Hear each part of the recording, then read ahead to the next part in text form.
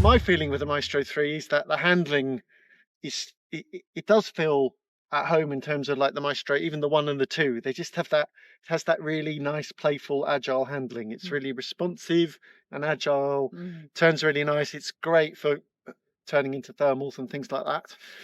But I've been feeling it just feels kind of smoother and easier and more comfortable. Yeah. So it's definitely a glider still that gives feedback. Yeah. But it's just got a kind of smoother, easier kind of feedback, despite the conditions we've been flying in being really turbulent, to be quite honest. I've been testing the size 23, which is a little on the big side for me, so I've had to fly with heavier kit and more weight. You've been flying the size? I've been flying the 19, which is the usual size for me, so the 65, 85 weight range, and varied it a little bit, but yeah, about 82. And yeah, I mean, the feedback, it's that PHI flavour. I like the feedback that the glider's giving me, but it's not too much. I want to use the word easy, but I mean, that's for a high B glider, you wouldn't normally use the word easy, but I think it's comfortable with good feedback and communication, which I love. It's just giving me that the energy that I want. Is telling me where to feel and move and turn in and make the best of the lift. To be honest, we've loved the Maestro 1, the Maestro 2 and the 3. The Maestro 1 I think was more on the sporty side. It was quite a sporty wing. It was kind of like, oh, this is a really sporty kind of handling wing. And with the Maestro 2, it felt like it was just a little bit more, a bit calmer and easier, but still on the sporty side. And it feels to me the Maestro 3 has got a bit more sort of calm and smoothened, and it's kind of a bit more dampened in terms of feedback. But I still think it's a glider that's kind of more on the feedbacky side. It's definitely not a kind of plank kind of glider. What do you think? Yeah, I mean, the refining, it's been like it's just been fine-tuned and refined just that little bit more from the 1, from the 2, and now into the 3. So it's definitely a development on. I mean, if I touch on the performance, it feels like it's really top of its class with the performance. And I feel that I mean, like with the Maestro 2, I always felt really good with that and not being left behind, and been feeling very good with the 3 and feeling like I've still got quite an edge, and it's giving me that performance. So yeah, agreed. Yeah, I still think from my testing the Maestro 2 still performs really well in the high B class. It's one of the best high B wings, and I think the Maestro 3 just feels like it has a bit better performance, an edge on performance than that, and it climbs at least as well, and I think maybe even better. And the Maestro 2 climbs really, really well already. It just feels like the glide is even better, and the accelerated glide particularly feels better, and it just feels also the glider feels more solid. The performance feels even more usable, and definitely the pilot demands feel lower. Agreed. Yep. Yeah, I think that you just summarised that very nicely.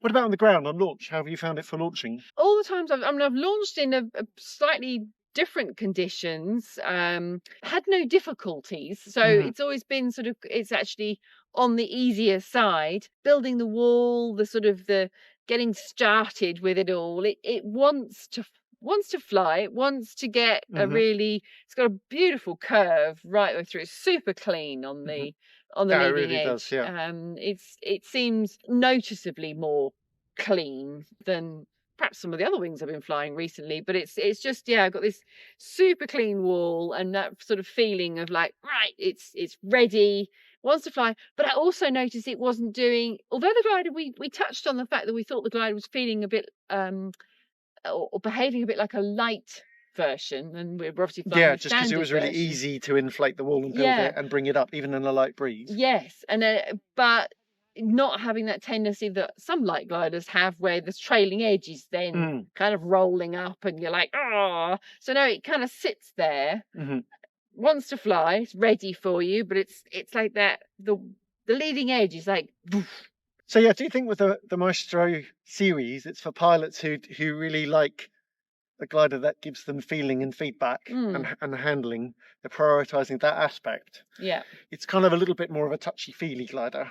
But yeah, on the inflation, I was really impressed. And even when the wind was quite tricky and all over the place, it's still coming up really nice. And I'm one of those pilots that tends to reverse launch, almost regardless of the situation. But I felt a really good, even doing the forward launches, a really good connection as I was inflating the glider, and I could feel what it was doing. So it's a wing that you don't need to be really forceful and physical and brutish with it. Like some wings you want to, we're saying it's like the Rush 5 is a wing that really responds well. It's a great wing, Rush 5, but it's kind of, to get it into the air, you want it to really give it a hoik up, pull it up and hold on to the risers and get it up. Otherwise, if you let go of the risers, it would tend to drop back. There are other wings like that as well. The Maestro 3 is just not that kind of glider. It wants to come up and fly. So you don't need to be really heavy-handed in it, and it doesn't like you being really heavy-handed. Yeah. Anything you also want to talk about in terms of flying, the feeling? I was definitely having fun with the thermals, feeling like the glider was giving me the great sink rate that I could really just get into the thermals. Yeah, it's a real climber. Yeah, it climbs really well. Yeah, that was, and it was hanging on to the thermal in a really positive way. I was just feeling like, right, yes, I'm on it, I'm in it, I'm staying in it. I didn't feel like at any point that I was flying a glider that was busy and hectic and stressful, even though it was the sporty. Conditions. And I think this is where it definitely is a character difference between the 2 and the 3, where the Maestro 3 just feels kind of smoother.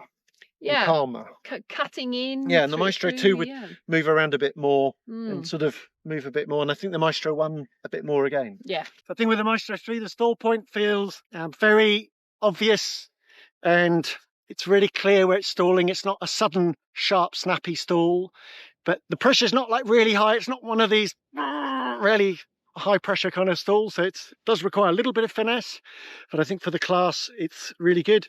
It does have quite a sort of long point. You feel it going to the stall, the pressure building up, you feel that the glider into that sort of slippy slidey thing, and then it stalls back, and as you can see, it stalls from the tips and comes down like so.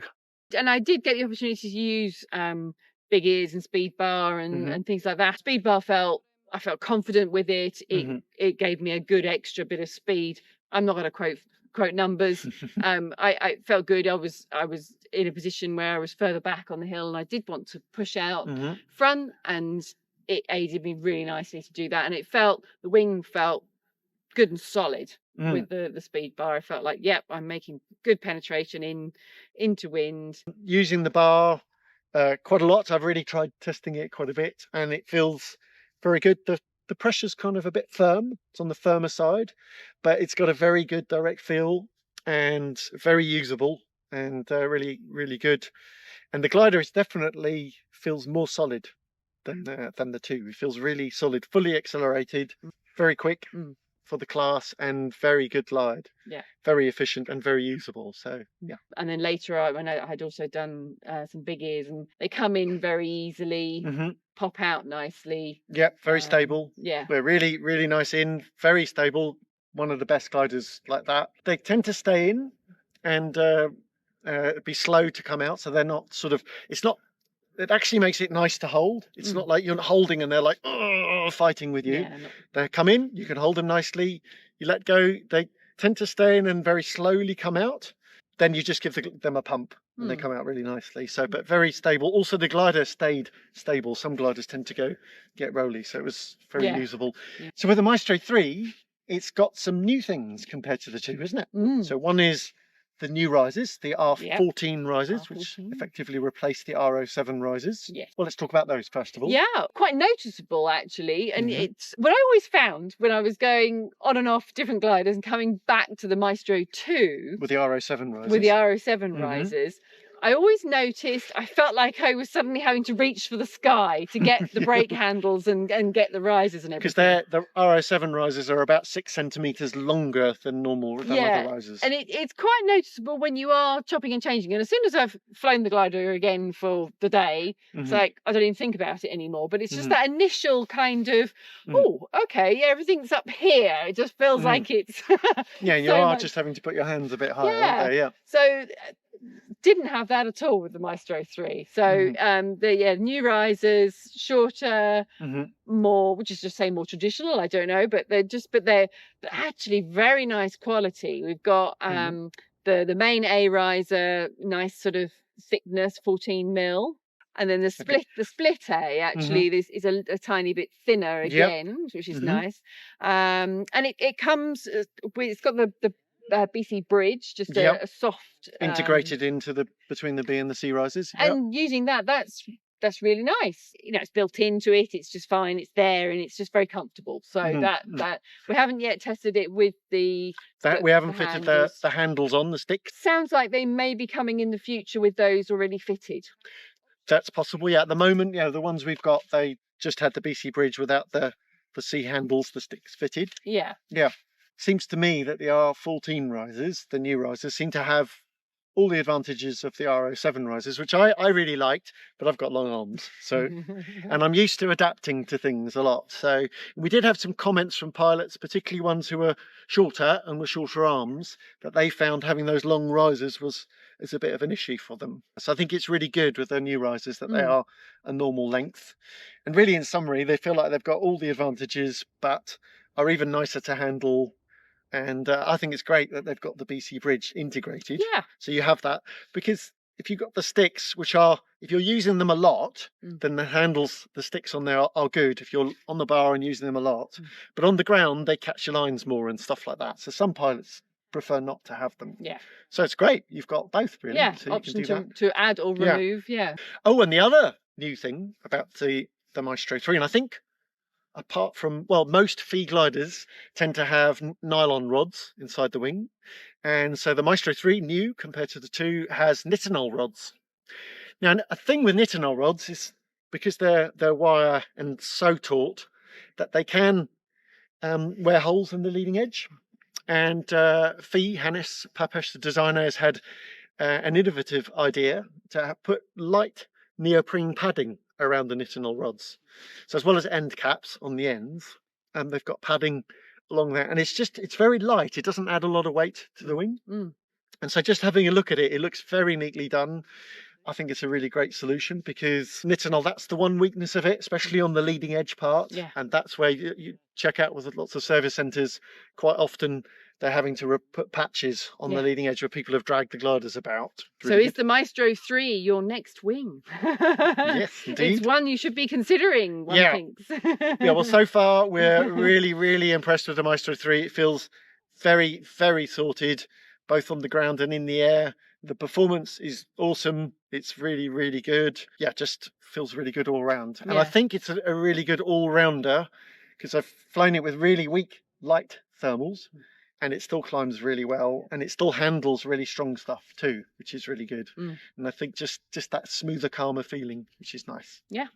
That's all for this early impressions review of the PHI Maestro 3. Yeah, we're going to test it some more, and and then we've got the Maestro 3 lights on order. They're coming as soon as they're available. If you're considering getting your next high B, it's got to be up there. You've got to look at it. Yeah, I definitely agree with that. The high B class with really top performance in the class, and I'd say pilot demands around the middle of the high B class. For pilots particularly, like a glider that gives nice feeling and feedback, and agile responsive handling prioritises that. And hope you enjoyed. Radio.